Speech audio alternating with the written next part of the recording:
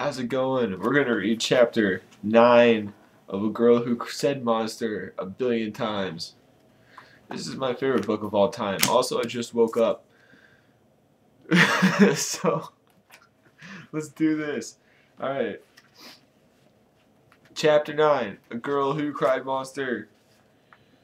I froze in panic, staring at the door until it became a dark blur in front of me. Mr. Mortman's footsteps grew louder behind him. "Help!" I uttered a silent plea. "Somebody help me!" The librarian would bust into the front entryway any second, and there I'd be, trapped at the door. Trapped like a rat. Or like a turtle. And then what? Would he grab me up like one of his pets? Would he crunch me between his teeth? There had to be a way out of there. There had to be. And then, staring at the blur of a door, it suddenly came clear to me. It all came in focus, and I realized that maybe, just maybe, I wasn't trapped at all. Mr. Mortman had locked the door from the inside. The inside! That meant that maybe I could unlock it and open the door. If the door locked with a key, then I was stuck. But if it was just an ordinary lock that you turned, "Hey, is someone out there?" Mr. Mortman's raspy voice burst into my thoughts. My eyes frantically searched for the door. I found the lock under the brass knob. I reached for it. "Please turn. Please turn. Please turn." The lock turned in my hand with a soft click, the prettiest sound I've ever heard. In a second, I had pulled open the door. In another second, I was out on the stone steps. Then I was running as fast as I could, running across the front lawn, cutting through some shrubs, diving through a hedge, running for my life. Gasping for air, I turned halfway down the block. I could see Mr. Mortman, a shadowy figure in the library door. He was standing in the doorway, staring out, not moving, just standing there. Had he seen me? Did he know it was me spying upon him? I didn't want to know. I just wanted to get away.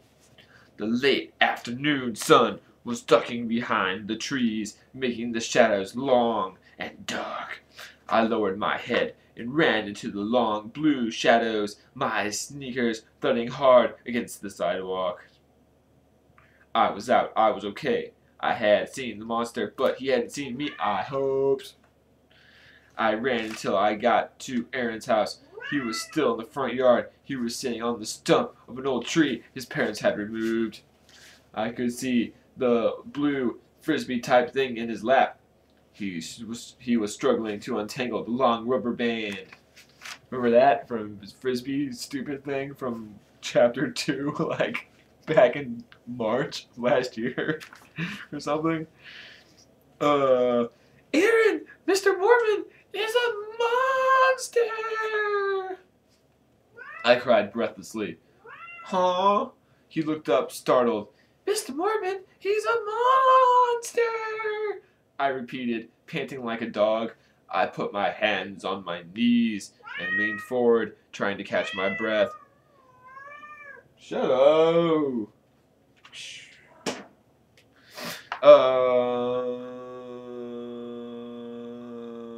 Lucy, what's your problem? Aaron muttered, returning his attention to the rubber band. "Listen to me!" I screamed impatiently. It didn't sound like myself. I didn't recognize my shrill, panically voice. This thing stinks," Aaron muttered. "It's too tangly." "Aaron, please!" I pleaded. "I was in the library. I saw him. He changed into a monster. He ate one of his turtles." Aaron laughed. "Yum," he said. "Did you bring me one?"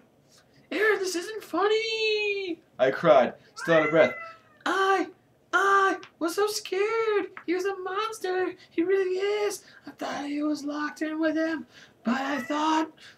Tell you what, Aaron said, still picking at the knots in his rubber band. He held the blue plastic disc up to me. If you can untangle this big knot, I'll let you play with it. Ah! I let out an angry scream. Why don't you listen to me? Lucy, give me a break, Aaron said, still holding the disc up to me. I don't want you to talk about monsters now. It's kind of babyish, you know. But, Aaron! Why don't you just say that stuff for Randy? Aaron suggested. He waved the blue disc. Do you want to help me with this or not? Not! I screamed, and then added, You're a lousy friend. He looked like a little surprised face. I didn't wait for him to say anything else. I took off again, headed for home. Dude, are you loud or... Are you loud? You want to come over here? Just shut up? God. Alright. I was really angry. What was his problem anyways? You're supposed to take a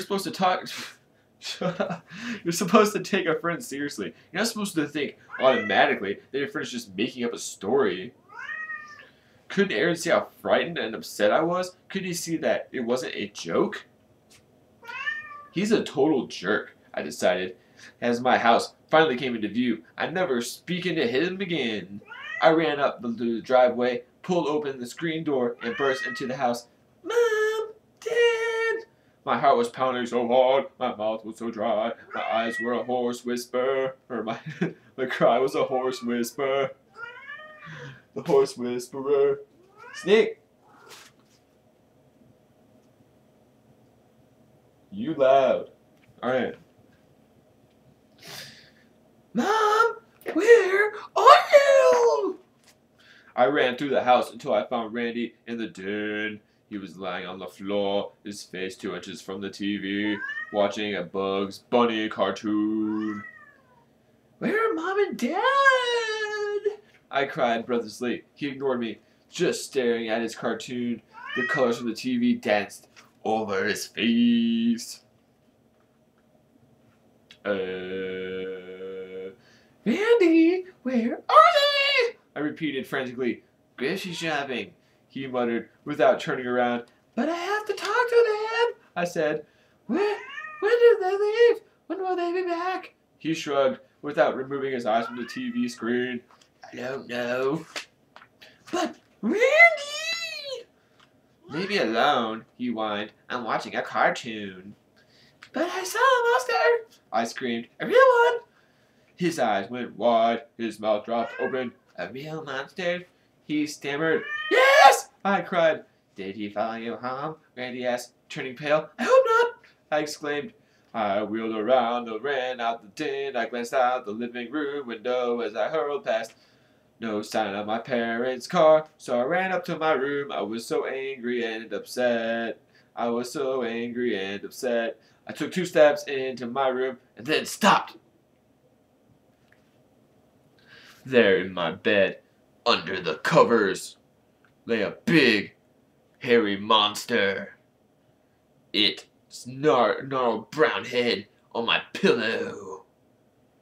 Its gaping, toothless mouth twisted in an evil grin.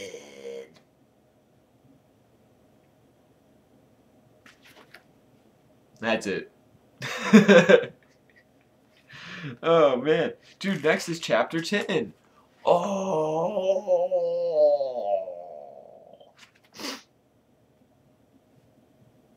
I'm gonna go take a nap. Oh, now you shut up, stupid kitty. Stupid kitty. Oh, stupid as hell. Oh.